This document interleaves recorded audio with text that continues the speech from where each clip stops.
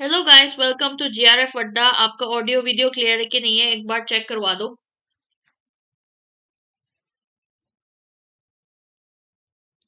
I think it is clear now. मेरा नाम शीतल है और मैं आपके पॉलिटिकल साइंस के एडुकेटर हूँ और ये मेरा क्वालिफिकेशंस है। आप लोग देख सकते हो अगर पहली बार मेरे क्लासेस को अटेंड कर रहे हो तो। जीआरएफ अड्डा आपके लिए face to face offline classes लेकर आ रहा है जिसमें पेपर वन और पेपर टू की तैयारी हो सकता है आप लोगों के लिए। अगर आप लोग ऑफलाइन तैयारी करना चाहते हो तो 3 दिन का डेमो मिल रहा है 10 बजे से लेकर 2 बजे के बीच में। और ये जितने फीचर्स लिखा हुआ है ये आप लोगों को कोर्सेज में प्रोवाइड करा दिया जाएगा। और ये आपका है जेआरएफ अड्डा का सेंटर जो है गोपालपुरा बाईपास रोड के पास। यहाँ पे आप लोगों का जो है ऑफलाइन सेंटर है, यहाँ पे जाकर आप लोग डेमो देख सकते हो। और बाकी आपको क्वेरी कोई भी चीज पूछनी है तो नीचे जो दिया हुआ नंबर है इस पे कॉल करके पूछ भी सकते हो। जीआरएफ अड्डा आपके लिए लेकर आ रहा है जीआरएफ अड्डा प्रीमियम जून 2025 की तैयारी के लिए। और ये बेसिक से शुरू होने वाले कोर्सेज जो है लाइव क्लास है कंप्लीट। उसमें आपका जो भी क्लासेस होता है उससे रिलेटेड आपका टॉपिक वाइज क्विजेस रहेगा, पीडीएफ प्रोवाइड करा दिया जाएंगे और इंटरव्यू गाइडेंस प्रोग्राम रहेगा। आपका हैंडबुक होगा, कंप्लीट वीडियो कोर्स होगा, डाउट क्लियरिंग सेशन जो भी होंगे और 10 साल के पीवाईक्यू डिटेल सॉल्यूशंस के साथ और 10 फुल लेंथ मॉक टेस्ट आपको प्रोवाइड करा दिया जाएंगे और कंप्लीट स्टडी प्लानर भी। और ये मैं पेपर वन और पेपर टू के लिए बता रही हूँ। अगर आप लोग सिर्फ पेपर वन लेना चाहते हो तो वो भी ले सकते हो और आप लोग सिर्फ पेपर टू यानी कि पॉलिटिकल साइंस लेना चाहते हो वो भी ले सकते हो, ये सारे फीचर्स के साथ। और ये मेरा पहला बैच है which is going to start on 28 Jan for 2025 preparation, June 2025 preparation. आप लोग इस कोर्सेस में भी एनरोल कर सकते हो। शुरुआत से कोर्स ज्वाइन कर लो ना तो वो बहुत फायदा देता है और एक डिसिप्लिन तरीके से आप लोगों को पढ़ने का माहौल मिल जाता है। ठीक है, सेल्फ स्टडी या फिर यूट्यूब में बहुत सारे ऐसे क्लास अवेलेबल होंगे जो लोग आप पढ़ भी रहे होंगे और फिर पढ़ भी सकते हो। बट उसमें क्या है, उसमें ना स्ट्रक्चर्ड वे नहीं होता, उसमें डिसिप्लिन मेंटेन नहीं कर पाते। पढ़ने वाले बच्चे फिर भी पढ़ लेते हैं बट बहुत सारे लोग उस तरीके से प्रिपरेशन नहीं कर पाते। तो आप लोगों को अगर स्ट्रक्चर्ड वे में एक एडुकेटर की हेल्प के साथ पढ़ना चाहते हो तो आप लोग मेरा कोर्स में एनरोल कर सकते हैं जो मैं शुरू करने वाली हूँ 28 ऑफ जनवरी से। और 28 जैन 8 AM जो है मैं ओरिएंटेशन सेशन लेकर आ रही हूँ which is free of cost.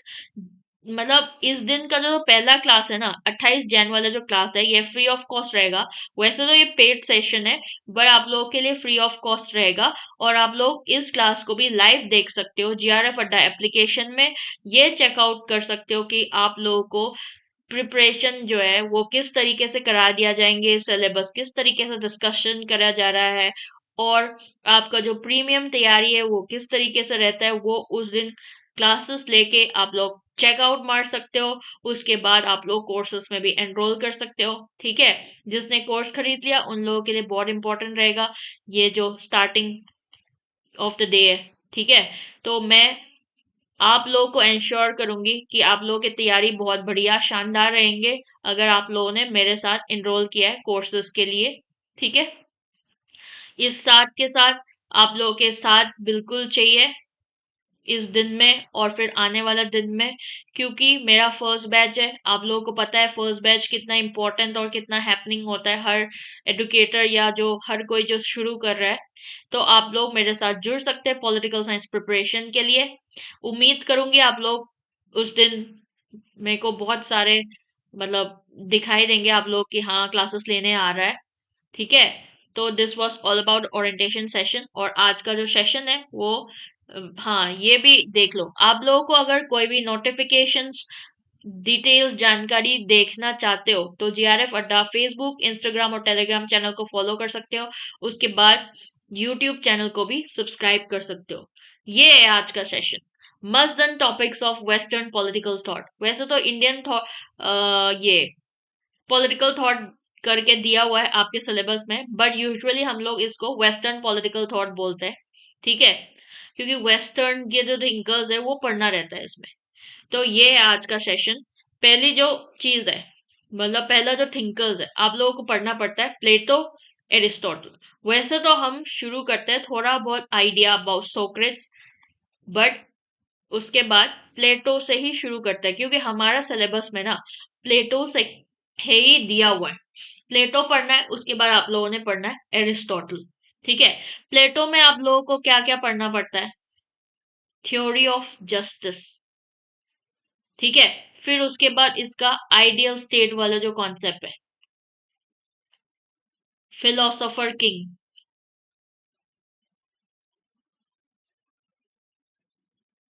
और इसके एजुकेशन के ऊपर, कम्युनिज्म के ऊपर। ठीक है। और भी टॉपिक्स है जो आप लोगों को पढ़ना चाहिए, बुक्स पढ़ना चाहिए। ठीक है। तो और भी टॉपिक्स है वैसे, पर मैं थोड़ा बहुत लिख के जा रही हूँ जो ज्यादा इंपॉर्टेंट है प्लेटो के केस में। ठीक है। उसके अलावा आप लोगों को पढ़ना चाहिए एरिस्टोटल। एरिस्टोटल में क्या क्या पढ़ना चाहिए? Classifications of government. उसके बाद आप लोगों को पढ़ना चाहिए थ्योरी ऑफ स्टेट। फिर आप लोगों को पढ़ना चाहिए व्यूज ऑन स्लेवरी, सिटीजनशिप, फिर एथिक्स। ये सारा चीज आप लोगों को एरिस्टोटल में पढ़ के बिल्कुल जाना चाहिए। उसके अलावा आप लोगों का आता है ये सोशल कॉन्ट्रैक्ट वाले जो थिंकर्स है ना, हॉब्स, लॉक, रूसो। हम किस कॉन्सेप्ट में जाना जाता है? HLR कॉन्सेप्ट्स करके इसको जाना जाता है। इसमें इन तीनों थिंकर्स के आप लोगों को सोशल कॉन्ट्रैक्ट थ्योरी जो है वो तो पढ़ के ही जाना पड़ेगा कि क्या अंतर है, होप्स ने क्या क्या बोला, लॉक्स ने क्या बोला, रूसो ने क्या बोला, ये चीज को तो जानना ही जानना है। ठीक है। उसके अलावा आप लोगों को होप्स में क्या पढ़ना पड़ेगा? कॉन्सेप्ट ऑफ सॉवरेनिटी, ये पढ़ना है आपको हॉब्स में। फिर ह्यूमन नेचर, ह्यूमन नेचर के बारे में हॉब्स क्या बोलता है। और उसके बाद एब्सोल्यूट मोनार्की।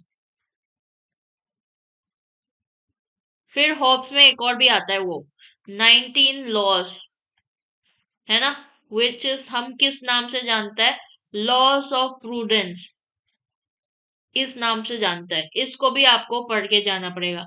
और लॉक के केस में क्या आता है? 3 नेचुरल राइट्स, 19 नेचुरल राइट्स होता है ना ये हॉब्स के केस में। लाइकवाइज लॉक के केस में 3 natural rights, LLP, life, liberty and property, ये पढ़ना पड़ेगा। ठीक है। नेचुरल राइट्स, लिमिटेड गवर्नमेंट, ठीक है, प्रॉपर्टी राइट्स, ये सारा कुछ पढ़ना पड़ेगा आपको। और सोशल कॉन्ट्रैक्ट तो पढ़ना है ही। फिर उसके बाद रूसो में क्या क्या आ जाएगा? आपका आता है जनरल विल, पॉपुलर सोबरेनिटी। ठीक है। फिर आपका क्रिटिक ऑफ सिविलाइजेशन।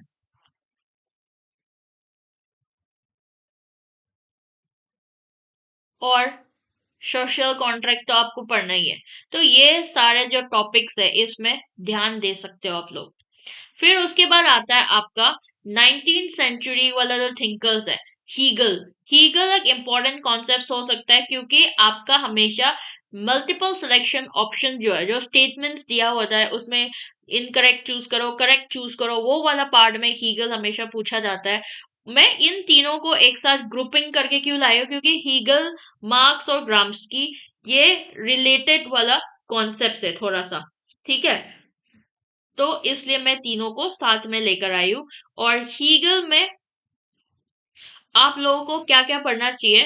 हीगल में तो बहुत फिलोसॉफिकल वर्क्स है ना आपका, जैसे कि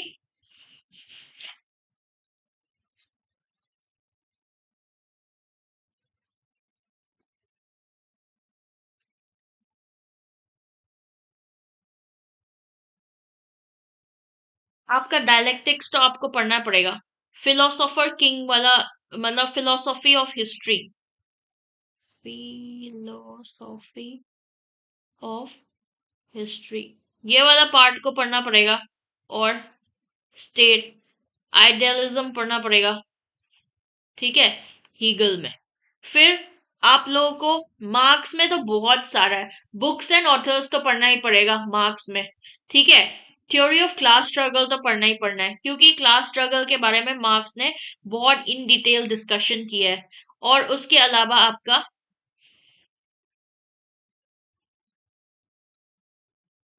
हिस्टोरिकल मेटेरियलिज्म, इसके बारे में आप लोगों ने पढ़ना है। फिर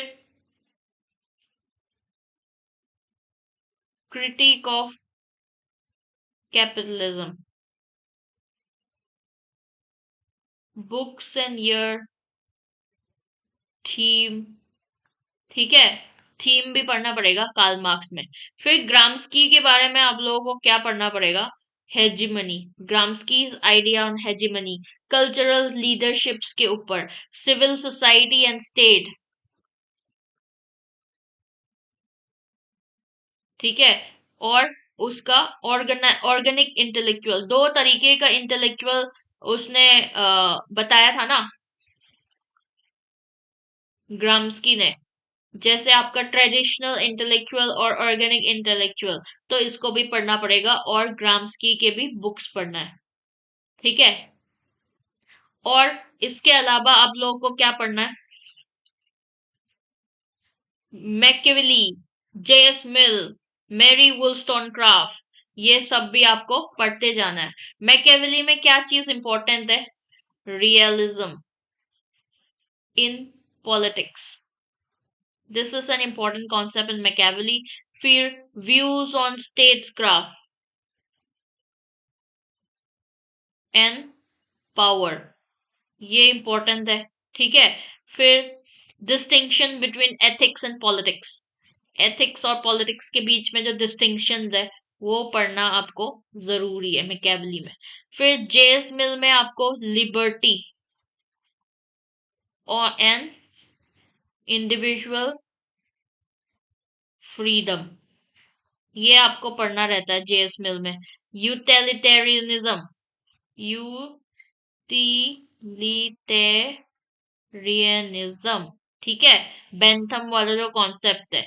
फिर subjection of women, JS Mill is the first male feminist, ठीक है, तो इसको भी आइडिया रख लो और इनके बुक्स पढ़ना है जेएस मिल का। मैरी वुllstonecraft के बारे में आपको आइडिया होगा कि ये उस टाइम पे, अब भी मतलब she was the first liberal feminist, ठीक है। और इसमें एजुकेशन के ऊपर बात की थी, इसके बारे में भी बुक्स।